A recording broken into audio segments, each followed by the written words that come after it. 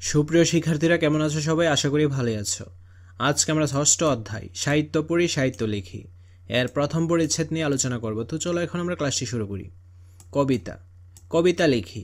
তোমার জীবনে ঘটে যাওয়া কোনো ঘটনা কিংবা সাম্প্রতিক কোনো বিষয় যা তোমার মনে বিশেষভাবে নাড়া দিয়েছে তার উপর ভিত্তি করে একটি কবিতা লেখো। তোমার রচিত কবিতাটি শিক্ষক ও সহপাঠীদের সামনে উপস্থাপন করতে পারো। তোমার লেখা কবিতায় নিচের বৈশিষ্ট্যগুলো আছে কিনা খুঁজে দেখো। তো এইগুলো পড়ার পূর্বে আমরা প্রথমেই কবিতার বেসিকগুলো জেনে নিই। বিশেষ কোনো বিষয় বা ভাব নিয়ে কবিতা রচিত হয়। কবিতায় প্রতিফলিত হয় ব্যক্তিমনের আবেগ, অনুভূতি ও উপলব্ধি। কবিতার বাক্য গঠন ও ভাষাভঙ্গি গদ্যের বাক্য গঠন ও ভাষাভঙ্গির চেয়ে আলাদা হয়। কবিতার লাইনকে বলে চরণ এবং অনুচ্ছেদকে বলে স্তবক। বিভিন্ন ধরনের অলঙ্কার ও ছন্দ কবিতার ভাষাকে সুন্দর করে। নিচে কবিতার অলঙ্কার ও ছন্দ সম্পর্কে আলোচনা করা হলো। অলঙ্কার। অলঙ্কার দুই ধরনের, শব্দালঙ্কার ও অর্থালঙ্কার। শব্দালঙ্কার। কবিতার প্রতি লাইনের শেষে প্রায়ই অন্তমিল দেখা যায়। তো এখন আসা যাক অন্তমিল কি। অন্তমিল হচ্ছে চরণের শেষে শব্দের ধ্বনিগত সাদৃশ্য।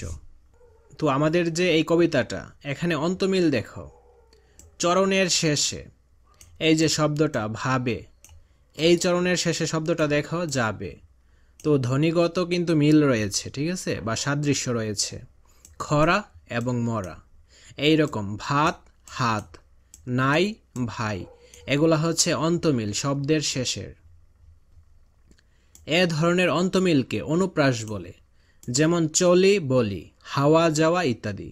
আবার কখনো কখনো কবিতার চরণের মধ্যে একই ধ্বনির পুনরাবৃত্তি ঘটতে দেখা যায়, যেমন গুরু গুরু, মেঘ ঘুমরি ঘুমরি, গরজে গগনে গগনে। এখানে গ এবং র ধ্বনির পুনরাবৃত্তি ঘটেছে। এই ধরনের পুনরাবৃত্তির নামও অনুপ্রাস।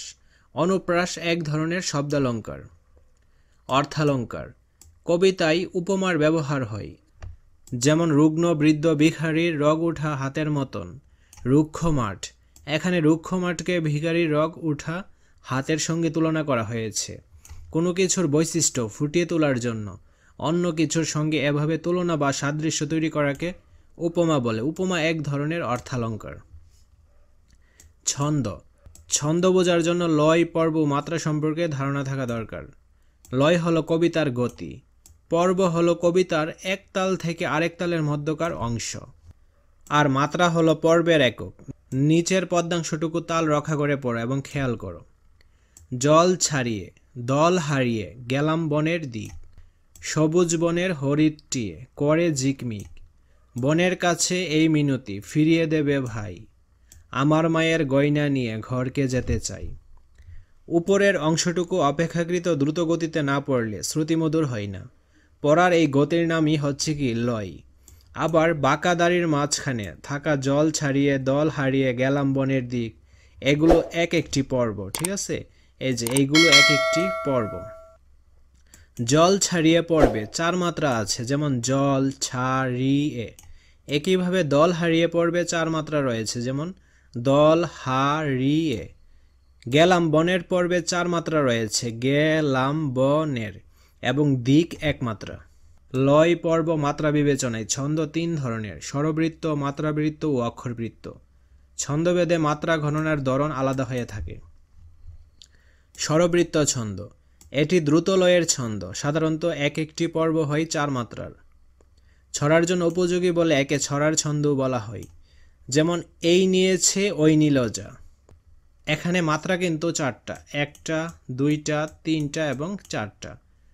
সেমএস এখানেও কিন্তু চারটা মাত্রা, ওই নি ল যা, চারটা মাত্রা। কান নিয়েছে চিলে, চিলের পিছে ঘুরছি মোড়ে, আমরা সবাই মিলে।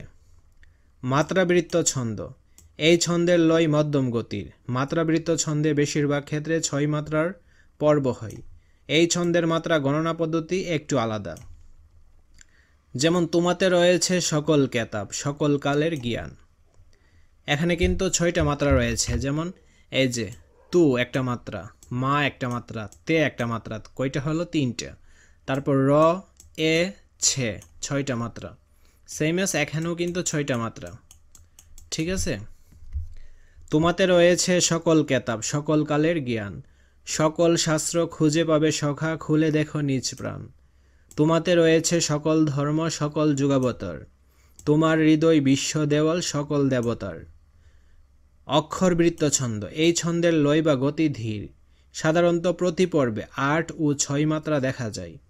এই ছন্দের মাত্রা গণনার পদ্ধতিও আলাদা, বর্ণ গুণে গুণেও এর মাত্রা নির্ধারণ করা হয়। যেমন দেখো, হে, দা, রি, দ্র, এখানে কয়টা মাত্রা রয়েছে? ৪টা। তু, মি ৬টা, মু ৭টা এবং রে ৮টা, তো ৮ মাত্রা। আর এখানে রয়েছে ৬ মাত্রা, ১টা, ২টা, ৩টা, ৪টা, ৫টা এবং ৬টা। হে দারিদ্র তুমি মুড়ে করেছ মহান, তুমি মুড়ে দানিয়াছ খ্রিস্টের সম্মান। কণ্টক মুকুট শোভা দিয়াছ তাপস, অসংকোচ প্রকাশের দুরন্ত সাহস। তো এখন আমরা এটা পড়ে নিই, এখন আমরা বুঝব কোনো বিষয় বা ভাবকে অবলম্বন করে রচিত কিনা, লাইনগুলোতে অন্তমিল আছে কিনা, তাল দিয়ে পড়া যায় কিনা, উপমা আছে কিনা। চলো এখন এই প্রশ্নগুলোর অ্যান্সার স্ক্রিপ্টে চলে যাই। কবিতাটি রোদ বৃষ্টিতে কৃষকের জন্য তৈরি হওয়া অর্থনৈতিক টানাপোড়েনে ও অসহায় অবস্থাকে কেন্দ্র করে রচিত হয়েছে। কবিতার লাইনগুলোতে অন্তমিল আছে, কবিতাটি তাল দিয়ে পড়া যায়, কবিতাটি কোনো উপমা নেই। আজকের ক্লাসটি এই পর্যন্ত। পরবর্তী ক্লাসটি আমরা ১১৬ নম্বর পৃষ্ঠা থেকে শুরু করব। ধন্যবাদ সবাইকে।